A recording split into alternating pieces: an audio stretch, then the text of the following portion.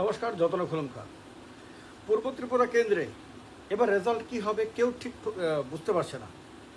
বুঝতে পারছে না বাঙালিরা কাদেরকে ভোট দেবে, বুঝতে পারছে না চাকমারা কাদেরকে ভোট দেবে, বুঝতে পারছে না রিয়াংরা কাদেরকে ভোট দেবে, বুঝতে পারছে না তিপ্রা মথার বিজেপির সঙ্গে অ্যালায়েন্সের ফলে তিপ্রাসাদের মধ্যে যারা অসন্তুষ্ট হয়েছে তারা কি করবে, তারা কার পক্ষে যাবে।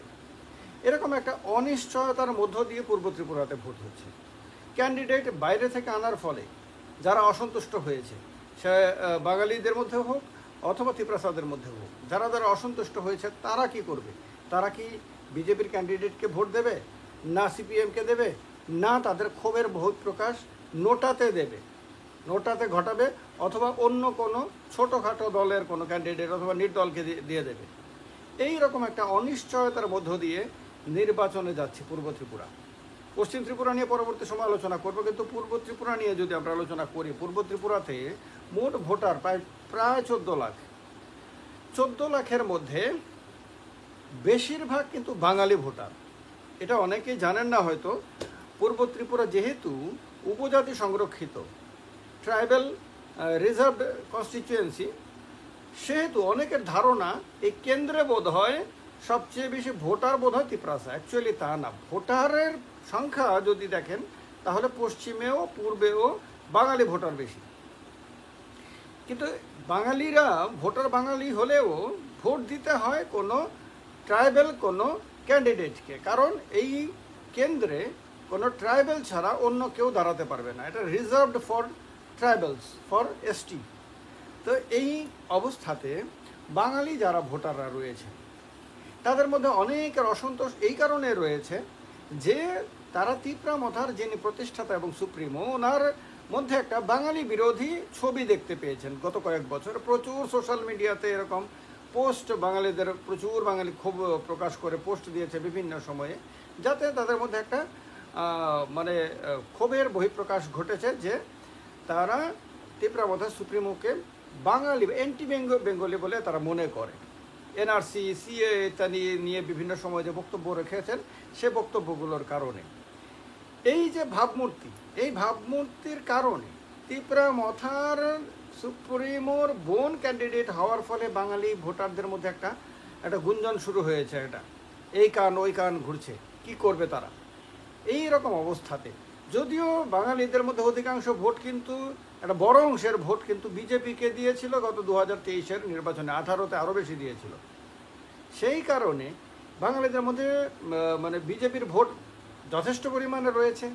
কিন্তু বিজেপির ভোট হলেও ক্যান্ডিডেটের কারণে তারা কি করবে, এটা অনিশ্চয়তা এই ক্ষেত্রে রয়েছে। এটা বিজেপির মধ্যেও এই নিয়ে কিন্তু যথেষ্ট টানটান উত্তেজনা রয়েছে বলা যায়। ক্রিকেট মাঠে দেখেন না, লাস্ট ওভারে যখন গিয়ে একদম টান টান উত্তেজনা, কম বল বেশি রান দরকার, এরকম একটা অবস্থাতে বিজেপির ভেতরেও অবস্থা রয়েছে।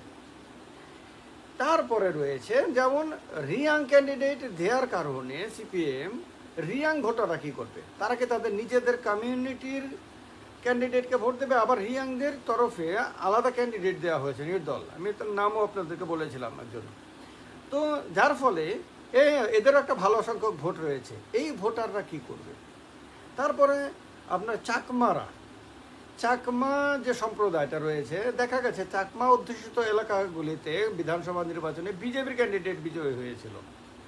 তারা তিপ্রা মথাকে পছন্দ করেনি, তারা তিপ্রা মথার মানে নেতাদেরকেও খুব একটা পছন্দ করেন না। এটা প্রমাণিত ভোটের হিসাবে যদি আমরা দেখি, তাহলে এই অপছন্দের ব্যাপার রয়েছে। চাকমারা আলাদা ডিস্ট্রিক্ট কাউন্সিলের দাবিও পর্যন্ত করেছিল, এটাও আমি একটা ভিডিওতে আপনাদেরকে বলেছিলাম। তারা রাজ্যপালের কাছে ডেপুটেশন দিয়েছিল। এই অবস্থাতে চাকমারা কি করবে, তারা বিজেপির ক্যান্ডিডেট হওয়ার কারণে তিপ্রা মথার পরিবারের লোককে তারা ভোট দেবে না, এই অবস্থাতে তারা ভোটদানে বিরত থাকবে, মানে তাদের মধ্যে একটা ভালো অংশকে ভোটদানে বিরত থাকবে না, নোটাতে দেবে না, নির্দলকে দেবে না, কি করবে, এই প্রশ্নগুলো রয়েছে। ফলে এই টেনশনগুলো কিন্তু বিজেপির মধ্যে রয়েছে, তিপ্রা মথার নেতাদের মধ্যেও এই টেনশনগুলো কিন্তু রয়েছে। তারপরে টেনশন রয়েছে তিপ্রা মথা যখন বিজেপির সঙ্গে অ্যালায়েন্স করে। এর আগে বিজেপির সম্বন্ধে সাংঘাতিক কড়া কঠোর কথা বলেছিল। বিজেপির বিরুদ্ধে লড়াই করে মূলত তিপ্রা মথা প্রধান বিরোধী দল হয়েছিল। তারপর দেখা গেছে প্রায় কিচ্ছু না পাওয়ার পরিবর্তে বিনিময়ে আপনার বিজেপির সঙ্গে অ্যালায়েন্স করে সরকারে চলে যায়। ফলে তিপ্রামথার মধ্যে একটা ক্ষোভ অসন্তোষ তো দেখা গেছে। তিপ্রামথা থেকে ভেঙে অনেক কর্মীরা কংগ্রেসের মধ্যে যোগ দিয়েছে। তো এই রকম একটা অবস্থাতে তিপ্রামথার যে অসন্তুষ্ট কর্মীরা সমর্থকরা রয়েছে তারা কি করবে, এটা আর একটা কোশ্চেন। এরপরে কোশ্চেন রয়েছে যে তিপ্রাসাদের মধ্যে যারা গ্রেটার তিপ্রাল্যান্ডের স্বপ্ন দেখেছিল, যারা আশা করেছিল যে গ্রেটার তিপ্রাল্যান্ডের দাবির সঙ্গে কখনোই কম্প্রোমাইজ করবে না তিপ্রামথার সুপ্রিমো, তারা কি করবে? তারা যখন দেখলো যে গ্রেটার তিপ্রাল্যান্ডের কথাকে একেবারে কবরে শুইয়ে দিয়ে বিজেপির সঙ্গে অ্যালায়েন্স করে ফেলা হয়েছে, তখন তাদের মধ্যে যে অসন্তোষটা তিপ্রাসা নেতাদের মধ্যে অনেকে প্রকাশ করেছেন। এটা আমার কোনো বানানো গল্প না, তিপ্রাসা নেতাদের অনেকে এটা প্রকাশ করেছেন। আপনারা টিভিতে দেখেছেন, পত্রপত্রিকাতে সংবাদ দেখেছেন আপনারা। তো তারা কি করবে? এই যে একটা বিরাট অংশের মানুষ স্বপ্ন দেখেছিল, এরা কি করবে? এরা কি বিজেপির ক্যান্ডিডেটকে ভোট দেবে? তো এটা একটা কোশ্চেন। এই কোশ্চেনটাও কিন্তু বিজেপির নেতাদেরকে কিন্তু তাড়া করছে। এইরকম বিভিন্ন কারণে টেনশন রয়েছে। সিপিএমের মধ্যেও কিন্তু টেনশন রয়েছে ব্যাপক পরিমাণে, কারণ সিপিএম নেতাদের ওপরে অসন্তুষ্ট কর্মীর সংখ্যা এখন সিপিএমে প্রচুর। সিপিএমের প্রচুর সমর্থক কর্মী মনে করেছেন যে সিপিএমের নেতারা তাদের দুর্দিনে, তাদের বিপদের দিনে তাদের পাশে দাঁড়াননি। তারা সেই সময় নিজেদের নিরাপত্তার কথা ভেবেছেন, নিজেদের স্বার্থের কথা ভেবেছেন। তারা কর্মীদের বিপদে সামনে এসে ঝাঁপিয়ে পড়েননি।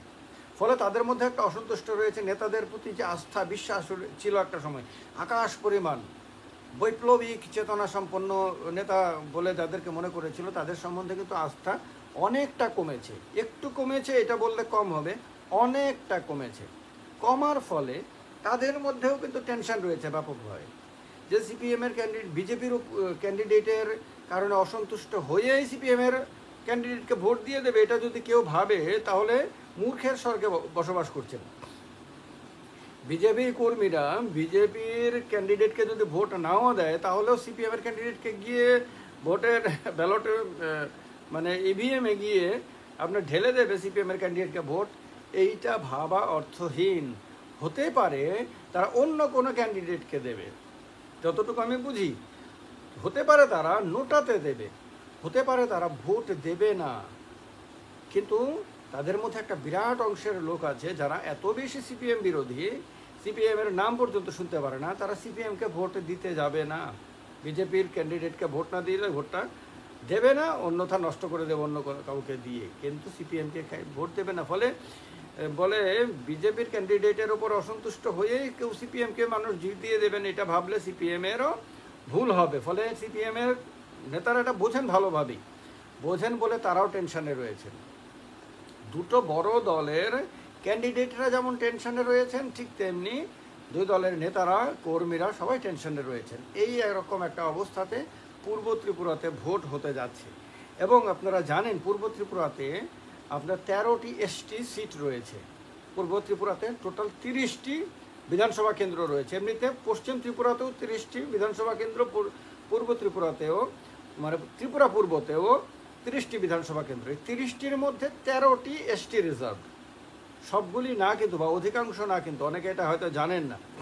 এই 13টির মধ্যে তিপ্রামথারও আছে, আপনার বিজেপিরও আছে। তো এইরকম একটা অবস্থাতে আবার সিপিএমেরও রয়েছে। এইরকম একটা অবস্থাতে নির্বাচন যখন হচ্ছে, তখন কতটা আপনার সহজভাবে বিজেপির ক্যান্ডিডেট বেরিয়ে আসেন, এটা একটা বড় প্রশ্ন, দেখার বিষয় রয়েছে। তবে বাই অ্যান্ড লার্জ আমার যা মনে হয়, তাতে অত কিছুর পরেও, এত নেগেটিভিটির পরেও বিজেপির ক্যান্ডিডেট অর্থাৎ তিপ্রামথার পছন্দের বা তিপ্রামথার পরিবারের লোক বিজেপির হয়ে ক্যান্ডিডেট হওয়া ব্যক্তি শেষ পর্যন্ত দিল্লিতে পার্লামেন্টে যাবেন তার সম্ভাবনাই ম্যাক্সিমাম। এই সব কিছুর পরেও তিনি হেরে যাবেন সেই রকম সম্ভাবনা ভীষণ কম, ভীষণ কম। তার জয়ের সম্ভাবনাই ম্যাক্সিমাম।